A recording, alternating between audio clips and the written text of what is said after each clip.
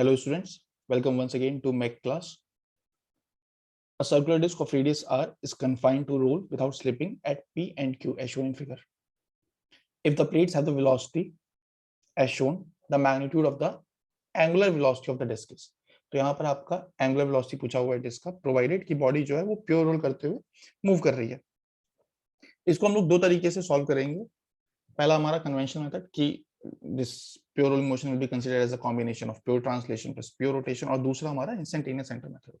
ठीक है, तो प्योर रोलिंग के लिए जो कंडीशन होती है वो यही होती है कि जिस भी सरफेस पे बॉडी प्योर रोल कर रही है उस सरफेस पे जो पॉइंट ऑफ कांटेक्ट है उसके रिस्पेक्ट में, सरफेस के रिस्पेक्ट में वो स्लिप नहीं करना चाहिए. ठीक, this is very simple definition of pure rolling. अगर स्लिप करेगा तो वहां पे स्लिपिंग हो जाएगी और वो प्योर रोलिंग नहीं रहेगी. Fine. Now as far as this particular problem is concern, हमें समझ में आ रहा है कि पॉइंट Q की जो वेलोसिटी होगी वो 2v के बराबर होगी टुवर्ड्स राइट, और पॉइंट P की जो वेलोसिटी होगी वो v के बराबर होगी towards left. Why? Because point P और point Q should not slip with respect to the surface on which it is, और क्योंकि सरफेसेस की खुद की रिस्पेक्टिवली वेलोसिटी जो है वो 2v और v है, तो पॉइंट Q और पॉइंट P की भी रिस्पेक्टिव वेलोसिटी 2v और v ही होनी चाहिए इन द गिवन डायरेक्शन. ठीक है, 2v towards right and v towards left. अब यहाँ पर बहुत जनरल है, हमें ओमेगा पूछा हुआ है. सेंटर की मैं वेलोसिटी मानता हूं v dash, linear velocity v dash. बात आती है कि यहां पर अगर आपको समझ में आ रही है ये बात कि क्लॉकवाइज की जगह पे काउंटर क्लॉकवाइज ओमेगा रिप्रेजेंट करने में आसानी होगी. क्यों clockwise represent, counter clockwise represent करने में आसानी होगी? क्योंकि हमें समझ में आना चाहिए कि as for the given condition जो हम एज्यूम कर रहे हैं उससे कोरेस्पॉन्डिंग जो पॉइंट Q की वेलोसिटी होगी वो ज्यादा आएगी और पॉइंट P की वेलोसिटी कम आएगी. ठीक है, तो ये बेसिक कॉमन सेंस यूज करके हम प्रॉब्लम को अपना थोड़ा सा रिलेटिवली आसान बना सकते हैं. ठीक है, सॉल्व करने के पर्पस से. बाकी अगर आपको नहीं एक बार में स्ट्राइक कर रहा है तो आप सिंपल लीजिए कि v dash towards right and omega clockwise, और उसके बाद आप सॉल्व करना शुरू करेंगे तो आपकी अल्टीमेटली जो ओमेगा की वैल्यू आ जाएगी वो नेगेटिव आ जाएगी. बट यहां पर लेट्स से कि यही कंडीशन है और 2v आपका टुवर्ड्स राइट है, v आपका टुवर्ड्स लेफ्ट है. So as far as pure translation plus pure rotation is concerned, I'm not going step by step. I hope कि आपको ये चीज पता होगी.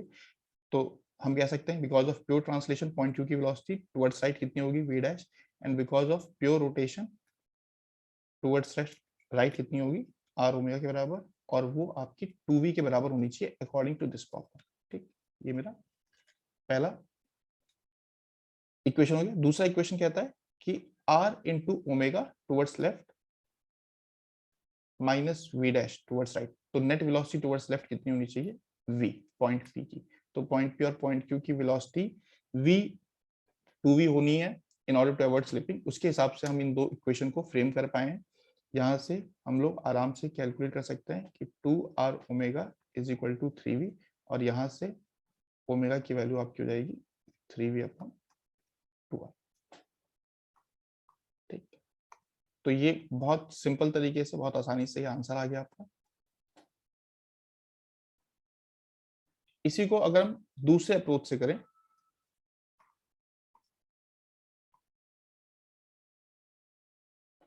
तो समझ में आता है, वेलोसिटी प्रोफाइल बनाने के लिए समझ में आता है कि पॉइंट P की वेलोसिटी टुवर्ड्स राइट है v, पॉइंट Q की वेलोसिटी सॉरी पॉइंट P की वेलोसिटी टुवर्ड्स लेफ्ट है v, पॉइंट Q की वेलोसिटी टुवर्ड्स राइट है 2v.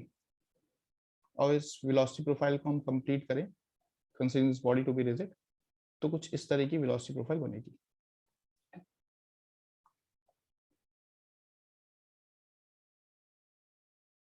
और ये होगा हमारा instantaneous centre.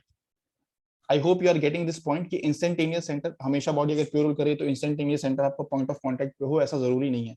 Point of contact पे तभी होगा जब बॉडी प्योर रोल कर रही है ऑन अ स्टेशनरी सरफेस. ठीक है, बट बाय डिफॉल्ट हम लोग मान के चलते हैं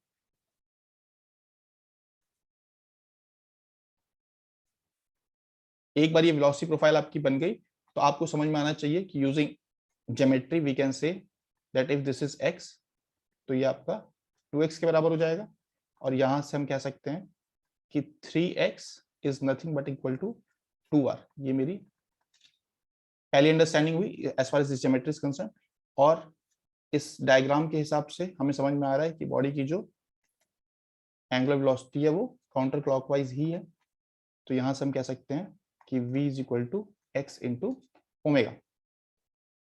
ठीक है, और x की वैल्यू ऑलरेडी हमें नोन है which is nothing but 2r/3 into omega. यहां से आप ओमेगा कैलकुलेट कर सकते हैं 3v/2r।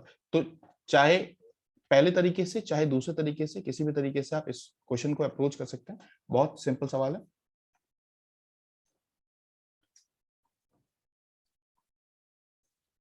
ठीक है, थैंक यू।